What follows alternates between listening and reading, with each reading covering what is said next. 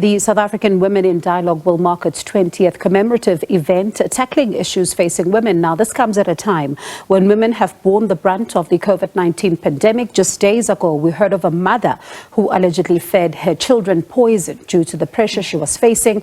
There are also issues of gender-based violence in South Africa and calls for more women to participate in the economy. Now, speakers at the gathering will include Dr. Brigalia, Professor ThulI Madonsela, among others. Now, South African Women in Dialogue Trust Acting Deputy Chair, Dr. Criselda Kananda, joins us live in studio. Thank you so much for your time. Thank you. I'm glad you got the memo. There you go. Every Thursday we do this, right? This is it. This is it. And I suppose, you know, it also speaks to another part of our heritage that is seemingly emerging. And these are some of the issues that women, both young and old, are faced with in South Africa. And let's talk about these conversations that are coming at a time when so much is going on, 20 years on. Reflect on that for us. Look, we're very much excited that 1,000 women are going to gather at Beirut Executive Hotel, just reflecting on the challenges that face society. But over and above being excited, we're not naive to the challenges that women face.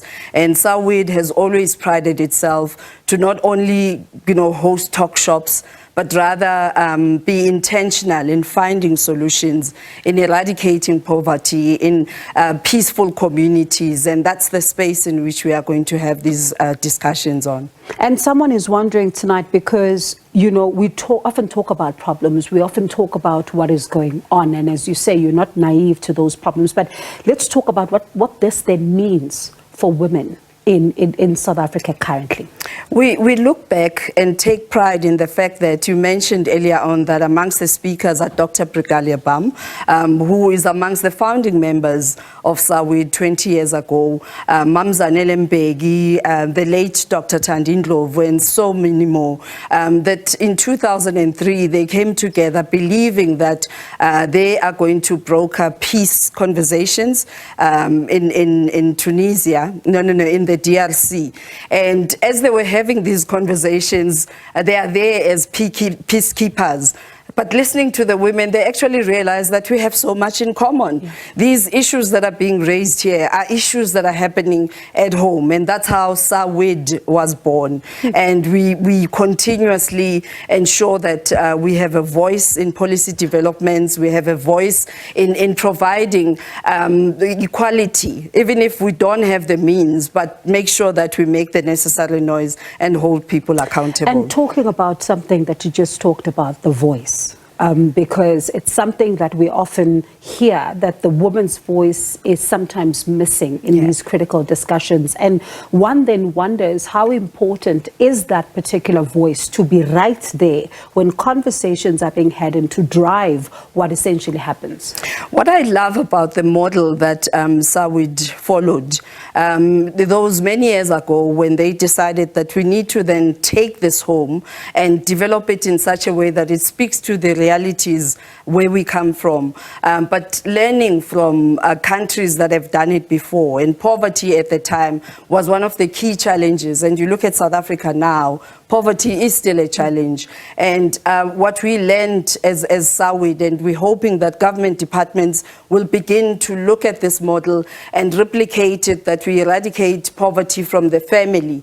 What we learned from countries like Chile and Tunisia is that they've managed to just eradicate poverty completely because they focus on the root causes of poverty and not just come up with food parcels and just distribute and throw fish at people, but rather empowering, true empowerment that emancipates women economically, that ensures that there's food security, that ensures that there's healing programs. Because, as South Africa, I think we undermine the challenges that we felt in our past, that we experienced in our past, and the wounds that are gaping right now. I mean, with the passing of Umntwana kaPhindangene, we've seen how people suddenly are going back to reflect on where we come from. And it's a horrible past, and a whole lot of people are hurt, and that hurt is channeled through the gender-based violence that we experience now,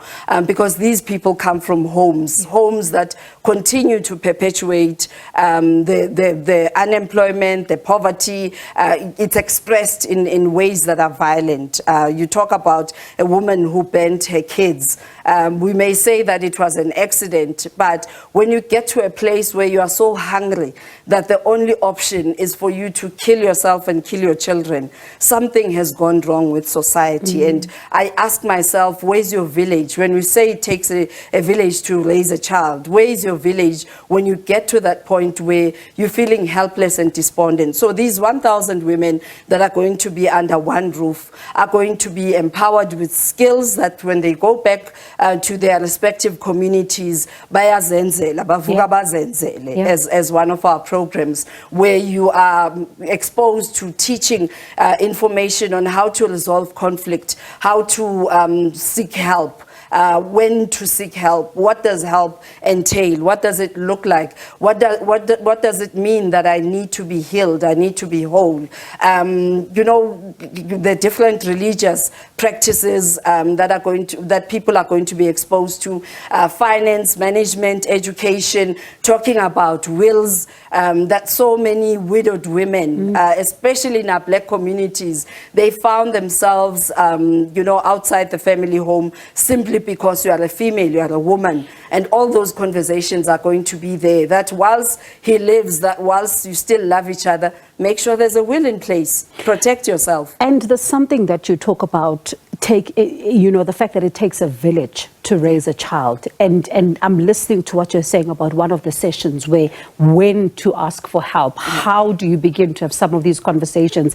And I suppose, you know, speaking to, for example, yesterday we were in conversation with Lebo Ramafoko from Oxfam, and she says that communities are also finding themselves inundated, and some of the residents don't even know how to begin to respond to some of what they're seeing unfold before their eyes.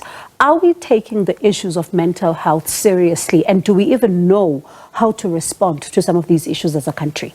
I think if I can just respond to that, it would take the whole day. But the immediate statistic for me is just looking at social workers and psychologists vis-a-vis the population of our country and who's funding the programs that they are supposed to be campaigning on in our communities. We will talk about distribution of various things from sanitary ware to condoms, but we don't reflect on resources that are needed. We keep saying that people must seek help. Where? You and I sitting here, if I were to have, you know, a chemical imbalance in my brain, I don't even have a language for it as a person in our community, because campaigns that are focusing on preventative health, unfortunately, are very scarce, that we don't know what help looks like and what it entails. So these women are going to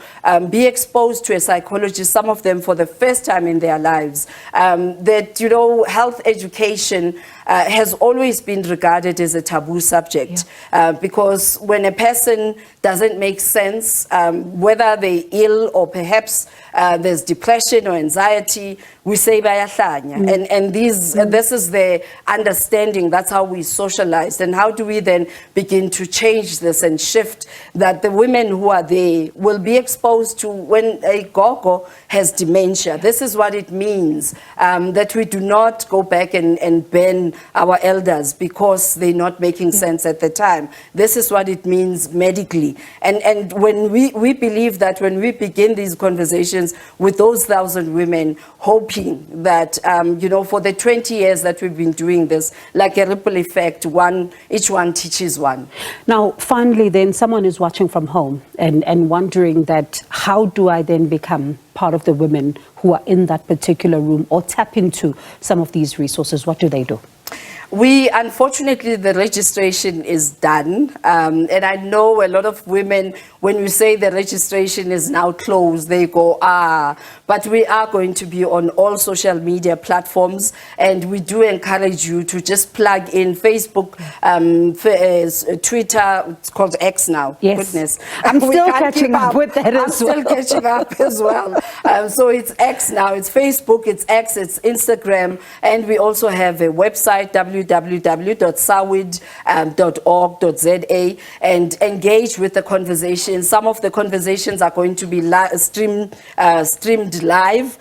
Please connect, and we would want to hear your opinion and just see what we are going to be up to. And you and I have been talking intensely about the programs, the teachings, the words that are going to be shared there, but we're also going to celebrate. That part needs to be expressed, that we're celebrating 20 years of existence, and it is a milestone, and we have partners that we pride ourselves with, and we continue to just collaborate to make an impact in societies. We believe that we are the ones that we are waiting for, and we're hoping that society will just tap into that and recognize that whatever ills that you experience in your community, you are the one that is being waited for. Occupy space, find a way of impacting your community positively. It's time for us to take it back into the people's hands. We are the ones we've been waiting for. Thank you so much for that.